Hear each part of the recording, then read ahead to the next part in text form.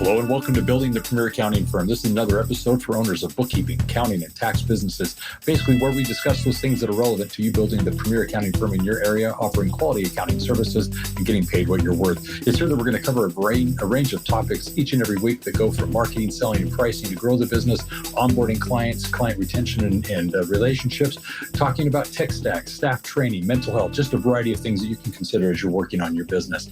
In this, we actually bring on the guests, the experts, those individuals we need to be listening to as to what it is that we should focus on. And today's going to be an excellent conversation, one I'm excited to have with Eric Green. I'm sure the name is familiar to you. Eric happens to have a practice, a tax practice, which is where he focuses on criminal and civil taxpayer representation, business planning, and estate planning. He specializes in representing individuals and business owners before the IRS, the Department of Justice Tax Division, and state taxing authorities, as well as business planning, tax planning, and estate planning strategies to help his clients reach their goals.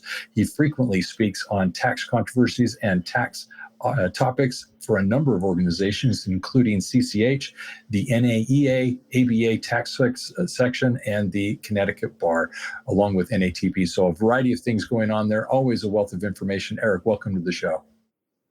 Roger, thank you for having me. Yeah, now regarding this, I'd like to start with a little bit of a backstory.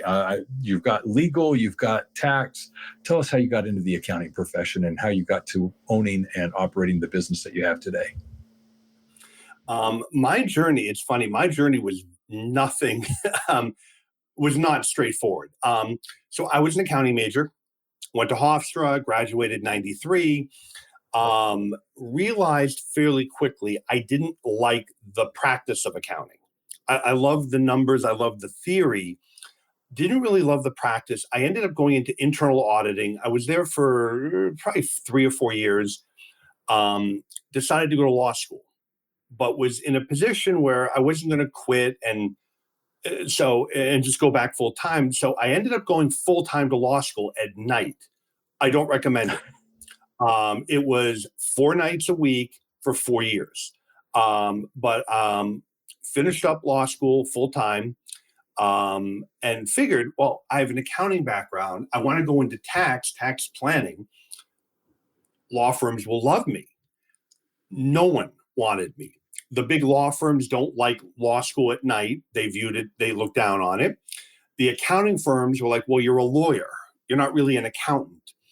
I ended up at KPMG doing state and local audit defense, stayed there for a little bit, decided I kind of like this controversy thing, and went and got my LLM, which is a master's in tax at Boston University. As I was almost about halfway through, KPMG decided to downsize. So their state and local practice went from 60 people to 9 in one day. Just they emptied the department. I was one of them. And so my wife had gotten her accepted for her postdoctorate at Yale. So we moved to Connecticut. I finished going to BU distance learning, and I met another lawyer who was a bankruptcy lawyer, litigation, thought, tax is really important. It comes up a lot, named Jeff Sklarz. Our law firm is Green and Sklarz today. And so today we're 25 people in 2 offices. And the focus of my practice is civil and criminal tax. I originally went out to do estate planning. But what happened is this person's being audited, and then you help them, and then they refer somebody else. My controversy practice literally happened sort of by mistake. Not by mistake, but it wasn't planned. It sort of, I became more and more moving from estate planning into resolution, audits, appeals, helping people work out payment arrangements, offers and compromise. And I got a call one day from 2 former IRS attorneys who said, we need somebody else. We kind of know each other. Would you be interested in coming in? I didn't do criminal and I didn't do litigation. They did. And so it was an opportunity to kind of take my practice to the next level. I worked with them. They retired out. And Jeff at that point was at another firm, decided he'd had enough. And we eventually, it was funny, the controversy bar in Connecticut was 12 people. They were all retiring. So eventually Jeff and I we're going to be each other's only competition. And it was funny, for the first couple of years when we opened, I would get a call and they'd be like, all right, after they talk to me, all right, Eric, this is interesting, but I got another name. I'm going to call him too. I said, oh, who? Jeff Sklar's. I'm like, well, he's in the office next to me. I'll put you on hold. I'll go get him. They're like, whoa, whoa, whoa, he's in your office? I'm like, yeah, it's Green and Sklar's. And he said, oh, well, then I guess I'm in the right place. Now I don't need to talk to him. And he'd have the same thing. He said, I got a call. It was one of us. I picked it up. And so that's kind of how it got started. I mean, I fell into it. It just was kind of a natural, because I was going to go out, do M&A and estate planning. Wow. And that didn't happen. I find it interesting. So many of the people I talk to, they'll also use that same phrase, I fell into it. And it's usually meant to represent that it wasn't intentional. It wasn't what they were planning, say, for the last 5 years or so.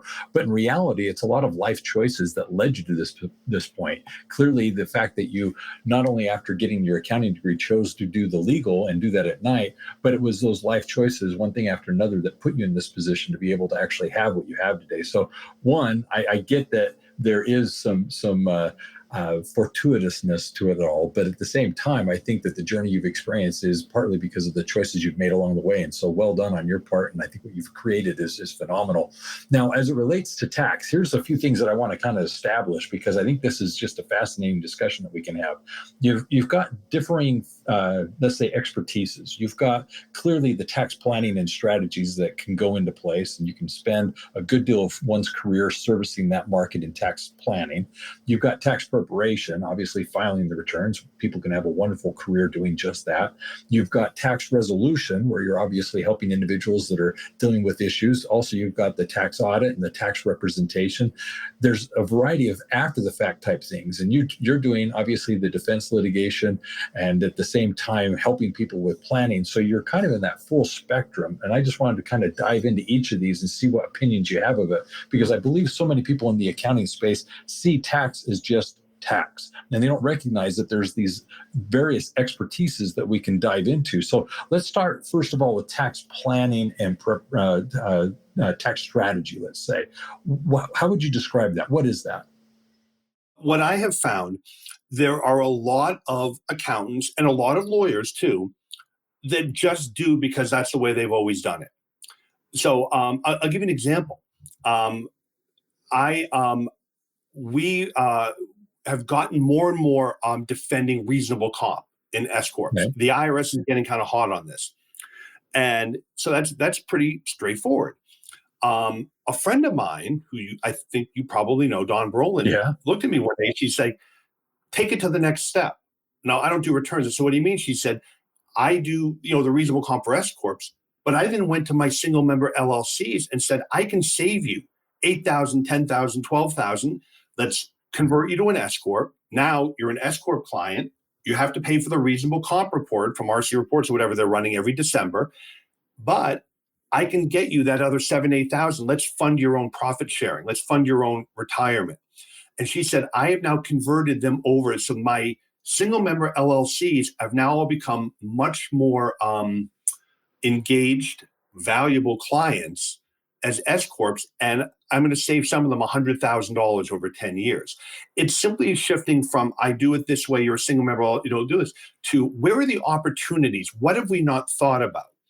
By the way, one thing that makes me nuts is I'll hear from people, they're buying new equipment every year. I said, what's wrong with the old equipment?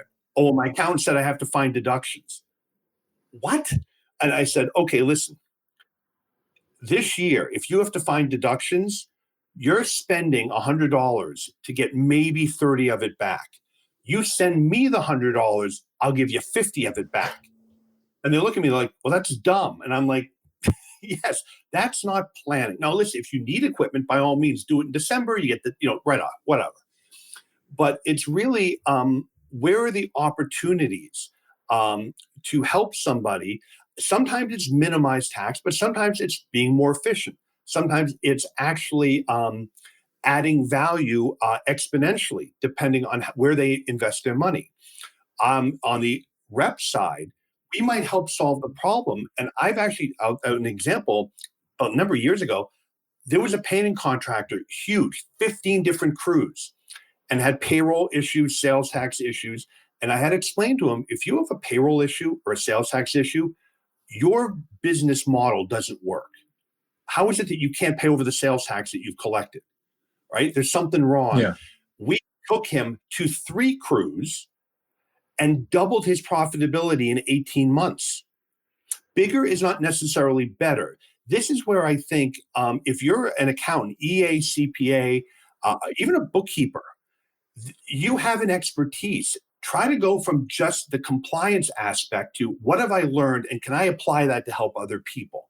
And you'll start to move. That's what I think advisory is simply adding value beyond I do forms, I do QuickBooks or Xero or whatever you're doing. To, I have expertise in this. Now let me apply it and help you restructure, become more profitable, whatever. So what you're describing here is clearly that there's more to taxes than just filing. There's a strategy, there's an opportunity, whether it be Don Brolin's idea of taking the businesses from the single to the S Corp. We've got ourselves in a position here where we're able to leverage the tax code, the tax law to legally lower our tax liability. And so that's what we're looking for from a tax strategy point of view. And then you've got a business, obviously, that's doing tax preparation. And we can speak of what those opportunities look like as it relates to growing a business in that space. But I want to move past that and get into more of what you're dealing with, which is the resolution, the defense, and so forth. What can you tell us about that space?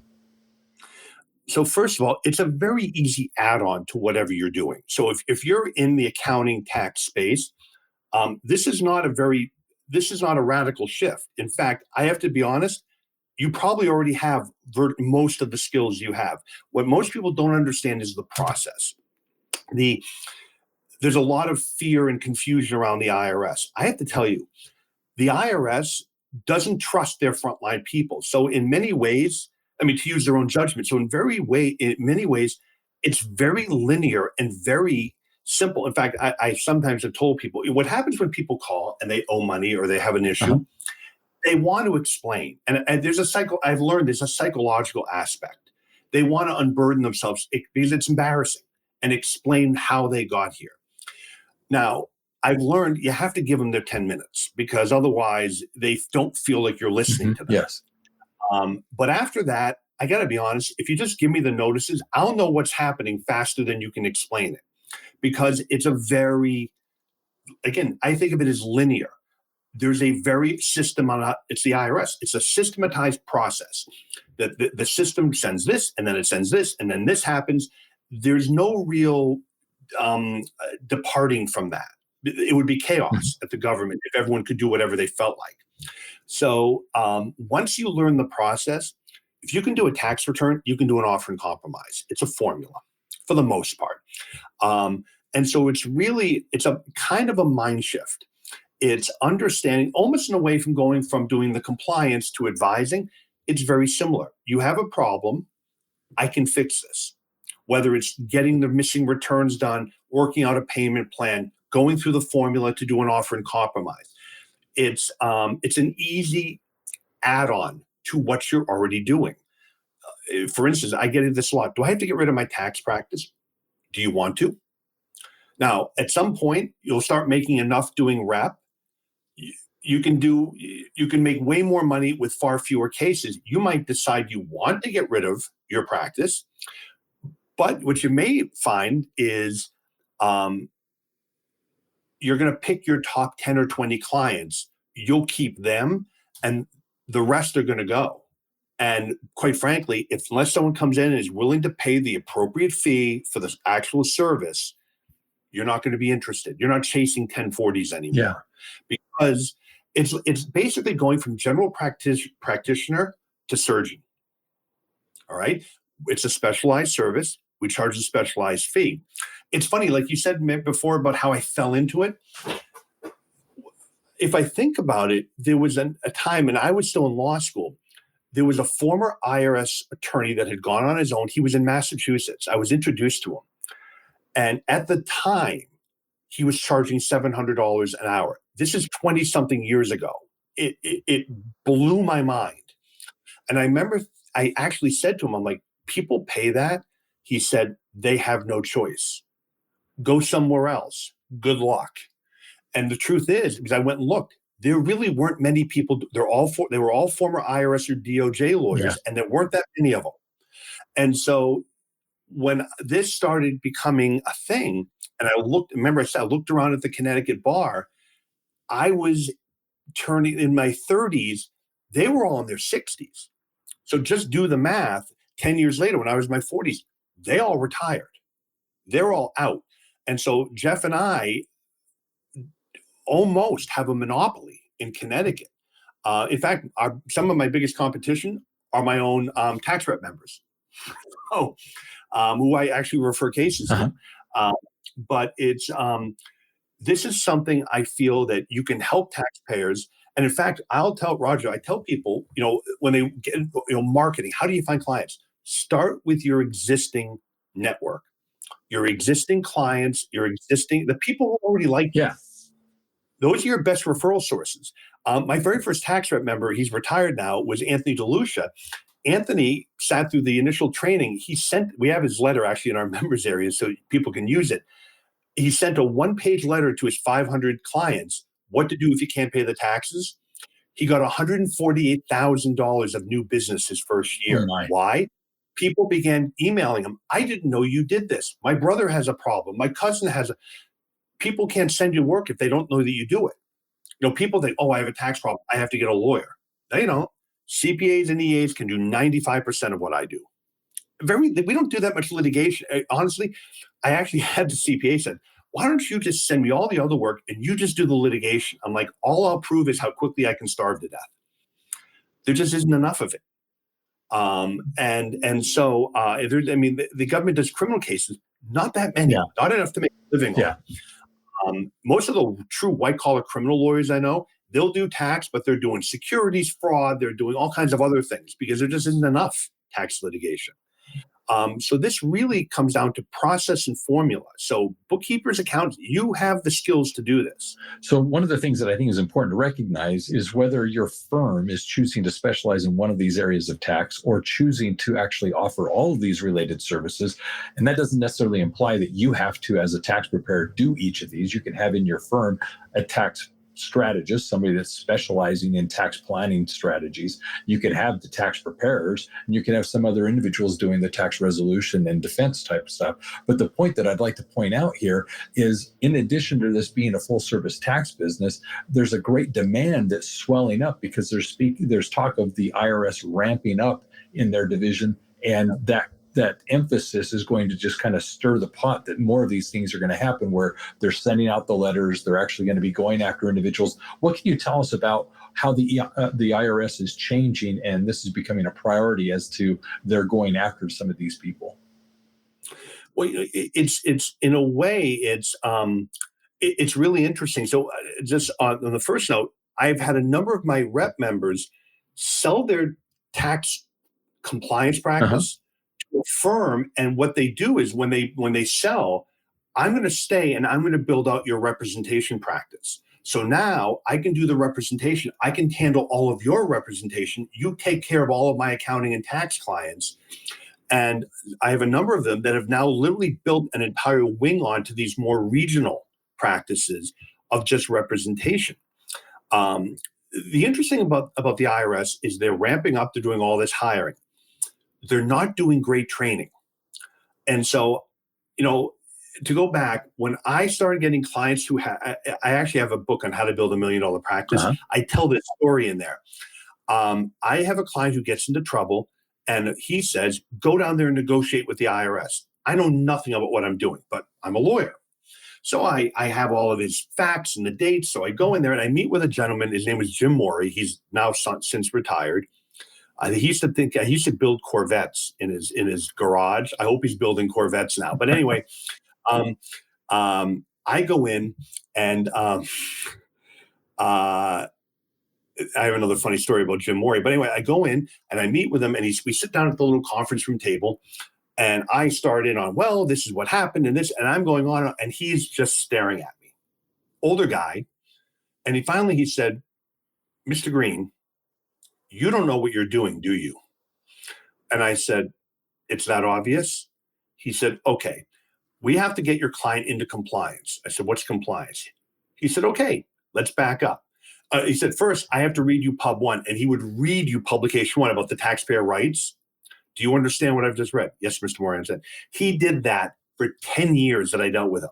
I call him, hey, Jim, it's Eric. I got to talk to you about Mr. Green. Let me read you Pub 1. I would be like, I don't need it. Mr. Green, okay, Jim, read me Pub 1. And he would go through the thing. One day I call him up. It was in December. And I said, Jim, I have to talk to you. I'm like, I'm sorry. Do you want to go over Pub 1? He said, we don't need to do that. And he said, Eric, I said, you're retiring, aren't you? He said, 1 week, I'm done. He retired.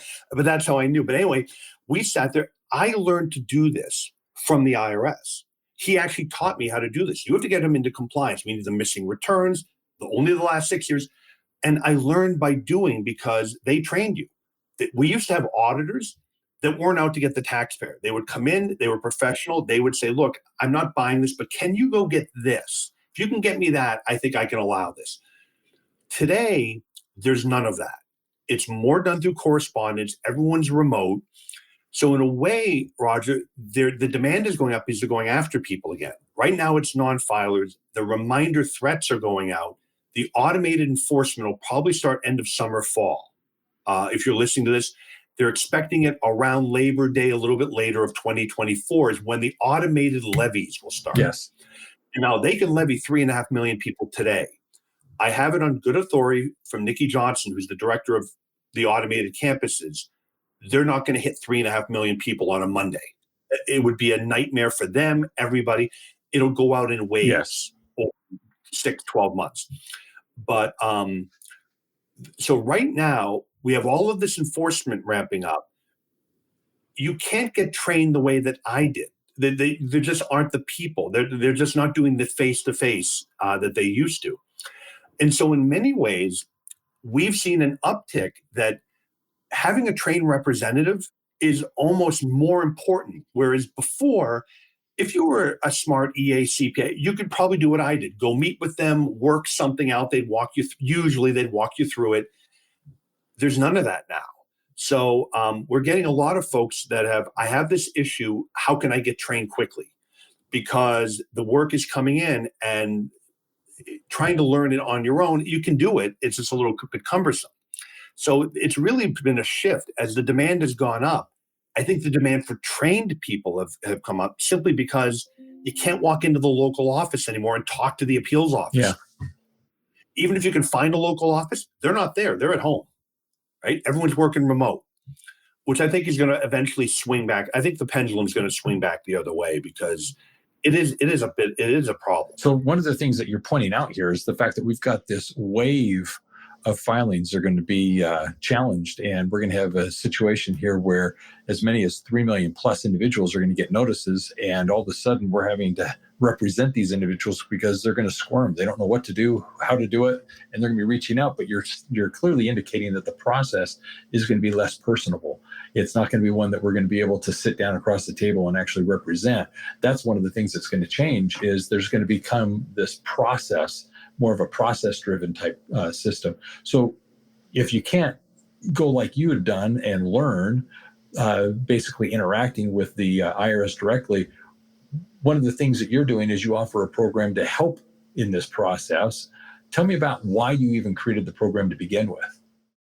Well, again, so the way that I got business is I would invite an accountant into a room. So I take a room at the Sheraton or wherever.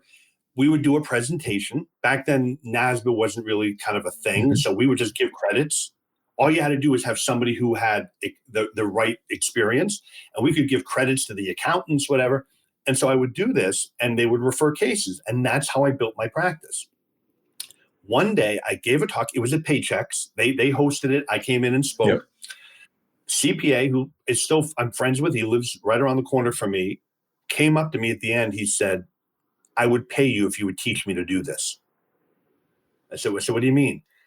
He said, offers, installment, all this stuff you just covered, would you teach me to do this?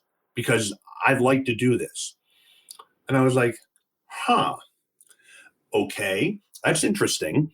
So I created it was an 8-hour training program. I called it originally Tax Genius. And how do you know if it works? So I invited a bunch of my friends, 2 EAs, 2 CPAs, 2 attorneys into a room. Anthony DeLucia, the first tax rate member, was one of them. And they sat through the training and I got feedback. Originally, it was a big 3-ring binder. That was the course.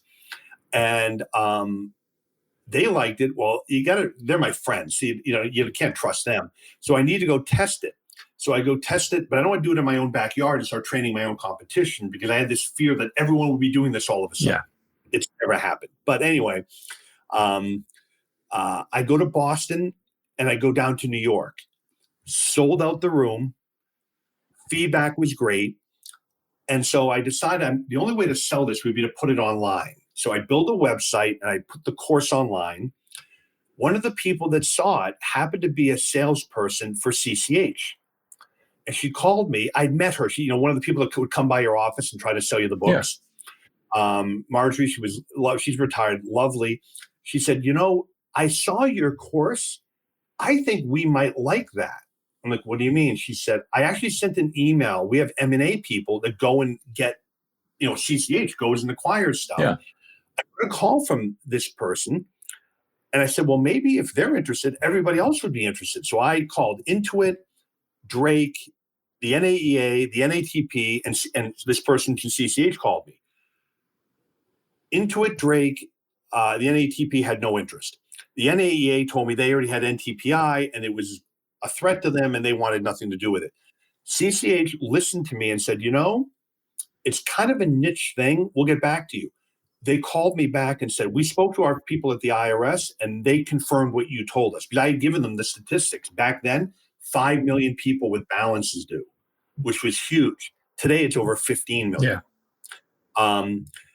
And so CCH signed a deal. There's a funny story to this. A licensing deal. So they licensed it. They said, you got to record it professionally not on your computer, but in our studio. So I go to Riverwoods, Illinois, and I'm out at CCH, and they give you this whole thing, what to wear. Don't wear anything with a pattern because it might look like it's moving. So I pick out, because I'm going to be there a week, 5 outfits that I think will work. Yeah. And I go the first day, and I'm wearing a navy blue suit. It's like a silvery blue shirt and an orange tie. And I say that for a reason. At the end, about 3 o'clock, the guy comes out of the recording booth. He said, we're done. I said, well, it's only 3 o'clock. He said, no, I can see you're getting tired. We're done. I said, okay, I'll see you tomorrow. He said, just remember, you're wearing that all week. Yes. And I'm like, what? He said, you're wearing that all week. He said, I can't have you popping in and out of the video in different outfits. Mm-hmm. So if you can't tell, I'm 6'2", 250 pounds. I'm a former college football player. I'm not an easy guy to fit. So I now go running out looking for, I think it was Men's Warehouse. And I walk into one, some high school kid there. I'm like, I need 4 more of the shirt. Uh-huh. They had 2 more. So I just circulated for the week and I got through the week of recording. And they went out and we sold like a couple thousand of them actually, which I was amazed at. But what happens now is I start getting emails. Eric, can I refer a case to you? And I said, well, yeah, but why aren't you doing it? Well, I don't know what I'm doing. I said, I'll coach you. So now I'm sending these retainer agreements to all these people. And finally, one of them said to me, Eric, would you consider just like a monthly retainer? And the computer guy who'd originally helped me with the original course said, well, why don't you start a membership site? The whole thing was so stupid to me. I'm like, a membership site? I'm a lawyer. Who pays a membership fee to a lawyer? So I emailed like the 20 accountants I was dealing with. I said, would people be interested in this? Yeah. All 20 of them signed up. So all of a sudden we became Tax Rep Network. And I said, well, if they're paying just to consult, there should be more than that. So I started doing like a monthly Q&A. And then I started recording more training. And it has now become a community of about 400 accountants, lawyers. We have 16 people that are international, that are U.S. licensed, but in Israel, Guam, Paris. And we do monthly training. We have a huge training library. If you've noticed, we just signed deals with MyLaw, CLE, WriteWorks, and Becker to provide content. for our training. That's how the whole thing started. I never planned on building a membership community. Again, I fell into it. It's one of those things that just sort of happened. I think part of the thing is understanding an opportunity when it shows up. Yes. Hal walking up and saying, "I'd pay you if you would teach me." What my two partners would have been like, "Get lost." I was like, "Wait a minute, that's interesting." And it's sort of, you go down the rabbit hole. Yep. So when you're working with these firms that are obviously starting to take on these tax opportunities and so forth, I'm actually very curious. What's one of the things that you find holds them up from moving forward? What's their hesitation from wanting to start doing this, simply because of the fact that clearly there's a demand? Well, a couple things. What I hear a lot of, there are three things. What I hear a lot of is, "I don't have time. I'm too busy. I'm too busy." And I'll tend to give them the speech like, "What are you busy doing? Please tell me it's not 1040s. All right. Or it's bookkeeping.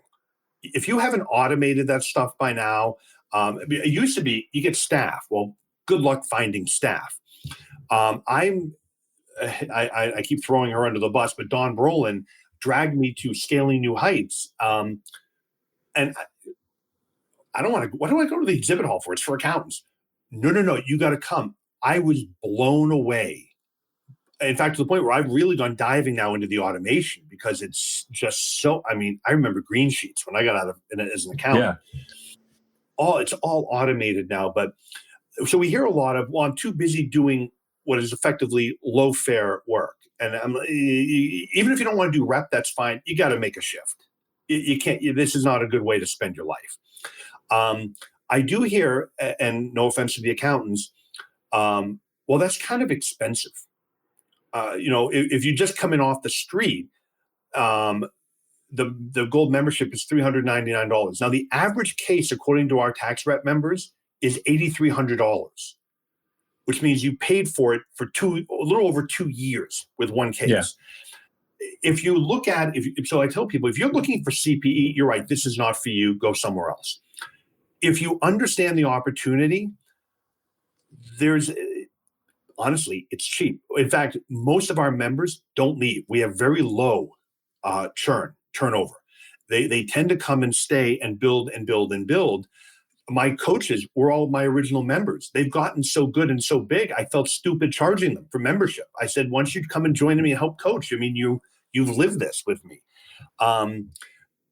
There are some, though, that recognize it immediately. And I've actually had some firms say, "There is someone we want you to train." In other words, we want to build a department that does this, and we have somebody, and so you train, and also we support you. That's part of the membership, is you consult with us. And so the big hangups I get of is, "I'm too busy," or they're looking at it purely as dollars and cents, like CPE. And if that's the way you're looking at it, you're right, this is not for you. Yeah. Now, when you're describing all that, I can see the sense in it all. But one of the things that you're pointing out is clearly that there has to be a desire to take the business this direction. Everybody's got their own business. They have what they want to kind of prioritize and offer. And so clearly it's a choice that they get to make. But the thing I want to ask you is, where do you see the future going with the IRS? Clearly they've got the staff that they're ramping up, but there's a lot of move towards automating these processes. Every administration has a different goal as to how they want to actually impact the tax, policies and so forth. But do you have any inclination as to where the next few years may go? Well, so here's what's going to happen. They will keep automating, but they can only do so much with the automation. So for instance, I'll give you an example. So I do a lot of work with Gruntworks on, and they've automated the 1040. I wanted them to help me automate the completion of the 433, which is the collection information statement we use for IRS collection. They literally said right out of the gate, impossible. There's so many moving parts. And the thing about a 1040, every W-2, the line item means the same thing. Whatever W-2 it's on, line number 2 means the same thing. Not so with bank statements, utility bills.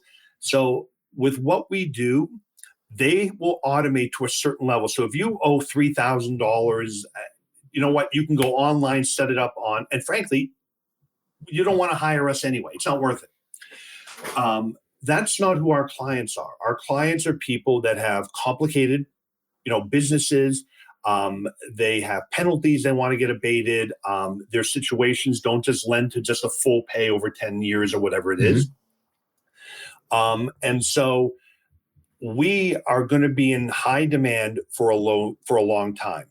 The one thing I try to break my members of is they have this bad habit of, I just want the small cases. Well, a couple things. First of all, those will get automated, the small cases. What eventually I think is going to happen is the IRS will email these people when they just email, you file and you have a balance. They'll probably just send you a message saying, would you like to just pay this $100 a month for so many months? They'll just propose it. Why not? People will probably just say yes to get rid of them. Yes. That's a case they don't have to deal with anymore. They've already admitted they can't do that for more than $25,000. Anything more than $25,000, the rules now become so complicated, their own AI can't handle it at the IRS. Yeah. So when I tell my members, first of all, you don't want small cases because that's not the future. But more than that, they're the worst cases. If someone called me and they owe $8,000, that will be worse than I have a client right now that owes $19 million. Oh my. Why? First of all, $19 million, they're not going to pay. It's a slam dunk offer, and we have to go through them with their financials. The $8,000, it might as well be $18 million to that person. They're not sophisticated usually. Their books are a mess. They may not have their returns.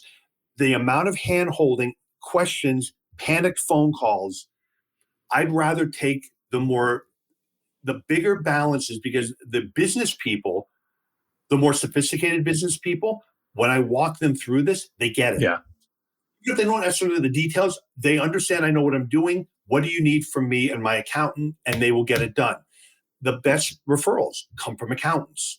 There's already somebody in between me and them to get the bookkeeping done, get the returns prepared. If you're listening to this and you're a bookkeeper and accountant, one of the big opportunities is just helping non-filers. Even if you said, I don't want to talk to the IRS, that's fine. Non-filers have got to get their books together, get those returns filed, and then the balances, even if you don't want to do the resolution, but honestly, if you give me a few hours, I can show you it's not that big a lift, and that's actually where the money is. Getting them to be compliant. Get them into compliance. Yep. The average non-filer case, according to my members in the last survey we did, was over 17,000. Why? Well, we had to get the books together. We had to get the returns done. And once that's done, now let's deal with the balance due. And so, you don't ask for 18,000 up front. You ask for 18,000, they'll be walking out the door. But if you said, look, first step, let's get you into compliance. I'll take a $5,000 retainer. Let's get your books done and get these missing returns prepared. Yeah. Once we have that done, we can submit them. We're going to have a number of months before we can do anything anyway. Let's work then on resolving the tax debt. We may owe sales tax and the state, whatever it is. When you start adding all that up, these tend to be very lucrative. I mean, you get a couple non-filer cases, you added 100,000 to your bottom line, which is way more than you can do just banging out 1040s. I'm loving this. This is a lot of fun. I have to agree with you. There's a huge demand. There's a great opportunity. I feel that as an accounting profession, there's not enough of us serving these individuals that clearly are not compliant and they need some representation. And I think the point that you're making is it doesn't have to go to the point of litigation. There's a lot of things that can be done to mitigate that. And obviously with some training, assistance, and so forth, we can easily represent these clients and help them through the process. So I like what we're discussing here. One of the things that I wanted to ask is perhaps a little bit more on the personal side. I know that you've got a lot of things that you do from a marketing point of view, and you and I have discussed this. I understand you have a variety of t-shirts, one of which is not your most favorite. Tell me about that, because I happen to have one. The IRS said what? Yeah. I don't know when the picture was taken, but I took a picture. It was just me with my arms crossed. Yep. And my staff loved that picture, and they had a t-shirt done, and literally along the bottom, you know what? I'm mixing this up. So Roger Nemeth saw the picture posted, and he put in, IRS said what? My staff thought that was so great. They sent it to the t-shirt printer, and all of a sudden now, in my own gym, accountants are wearing this shirt. My wife hated that shirt She said, "You're such a nice guy. That makes you look like the Terminator." And I'm like, I didn't, she didn't buy that. I had nothing to do with it. But yeah, no, yeah, the IRS said, "Watch it." So she said, "Don't ever put your face on another shirt." Meanwhile, because of the IRS tidal wave, my marketing folks did a tidal wave shirt with surfers. Uh-huh. My face is all. My wife said, my wife got pissed. Guess who wears the shirt now around the house? She does. Good. I said to her, "I thought you didn't like that." She's like, "It's a nice shirt." Nice shirt. She just wants to get it dirty. That's all. I guess. There you go. Eric, this has been a great conversation, one that I've been looking forward to simply because I think the work that you're doing is amazing. More importantly, I think the demand out there for these tax services are very important. And I agree with the example that you gave earlier. By merely sending out a letter that you're offering these services now of tax resolution and so forth, there's a number of people that are just unaware that these services can be provided. And for those clients that we're already servicing, they may not need it themselves, but they'll have family and friends that could clearly benefit. And so it's to our advantage to send this out, notify them, and obviously grow our firm in a new service. It's a new top line revenue that we can bring into the business. And it's not the traditional tax preparation work. It's obviously not the filing that we may be familiar with, but it can be a lot more lucrative. And I personally think it can be creative and fun at the same time. So I appreciate what you've described. So here's what I'm going to do. I'm going to wrap things up here, and I'm going to come back to you for a closing thought. And to begin, there's a few things that I'd like to point out. First and foremost, if you'd like more information, I'm going to give everyone listening an invitation to go to the episode description, and there you will find information regarding Eric's tax space. It's basically using the Tax Rep Launch Program. And so if you're interested in learning more about that, I'd like to invite you to go to the episode description and find that information there. In addition, we've got information on what it is you can do to become a professional tax preparer. It's helping teach you those things that you need to be aware of as it relates to individual and business returns, filing those as an expert, and more importantly, being certified as a certified professional tax preparer, someone who's proficient in each, and more importantly, able to actually go out and service the tax community. Obviously, in this process, if you also are needing to become an EA, there's going to be information regarding that there as well. Now, with regards to all of these things, it's basically moving into what's called a CAS system, a CAS accounting firm where you're doing client accounting services. So find out more by going to the episode description as to what it is you can do to offer these full services and clearly take care of your client. Now, in regards to the summary, I love this conversation. One, it started with Eric sharing that not only after becoming an accountant did he become a lawyer, but at the same time, he was able to put himself into various situations, paying attention to the people he was interacting with, listening for opportunities. And yes, things fell into his lap. Why? Because he was putting himself in a position where he could benefit from the various things that were being presented. I like the fact that he was attentive and conscientious enough to his situations and surroundings to see the opportunities. I like the story where he shared how the program was developed, basically just hearing that somebody would pay for this information and knowledge. He obviously recorded it, which is no small feat. And then obviously it opened the door to obviously record it. I love the story of recording it and having multiple days wearing the same clothes. Been there, done that, so that's perfectly fine. And then as it relates to providing some of these services, yeah, there is a value in offering a membership where people feel as if they're part of a community and more importantly, able to access the resources that they need to offer these quality services. So Eric, thanks for the work that you're doing as it relates to the tax needs in the accounting profession. Now, as a summary of this, one of the things that I also want to just end with is the fact that I think there is a huge wave coming. I think you pointed out very well that there's a lot of individuals out there that are going to be receiving here in the coming months notifications of this type of need. And we need to be prepared as tax professionals to be able to service them. So great little insights. Love this. And Eric, what would be your closing thought? This is a service that not only can you pick up fairly quickly, it is an add-on, an easy add-on to what you're already doing in the accounting tax space. And by the way, when you solve someone's tax problem, you will have a client for life. They will never leave you because you're the person that solved their problem. In fact, a lot of my members have said, even if they want to sell their 1040 clients, they get bent out of shape because what do you mean you can't fire me? You're the person who saved me. And so, no, I would urge you to, if nothing else, whether you want to make this your practice or simply help people to come in as an addition, it's something you can easily add without going too far out of your lane. Perfect. I love it. Well, as accounting professionals, clearly what we're striving to do is offer quality services and become the premier accounting service in our area. So with that in mind, I think this has been a great discussion. Here's what I'd like to do to kind of wrap things up. First, to the listeners, if you haven't already subscribed, definitely invite you to subscribe to the podcast. Love to have you actually listening each and every week when we release a new episode, hearing from the experts what it is we can be doing to work on our business. In addition to that, if you'd like to actually binge listen some past episodes, we've compiled a playlist highlights of various episodes from the experts where we've put together things as it relates to various topics ranging from marketing, selling, pricing, mental health, and so many more. I invite you to go to universalaccounting.com, and there in the navigation, find the podcast section, and there you'll see the highlights. I invite you to binge those. You're going to find a wealth of information there that you would definitely want to take advantage of. In addition to that, I want to invite you to GrowCon. GrowCon is a conference that is annually done for the owners of bookkeeping, accounting, and tax businesses. This annual conference is a must attend. It's here that we have the experts on the stage, hearing from them as to what it is we need to be doing to work on our business, to grow our companies, and confidently do what we're needing to do so that we can get paid what we're worth. In addition to that, you get to meet with your peers, those individuals that are there to actually grow their businesses, and meet them, befriend them, and collaborate with them. I'm sure there's a lot of services out there that are able to actually assist the clients that you're servicing. And here's a great place to actually meet and find those individuals that you can collaborate with. In addition, you can meet the staff at Universal Accounting. It's those individuals that are committed to helping you be in business for yourself, but not by yourself with Universal. So join us, register now for GrowCon, and I look forward to seeing you there.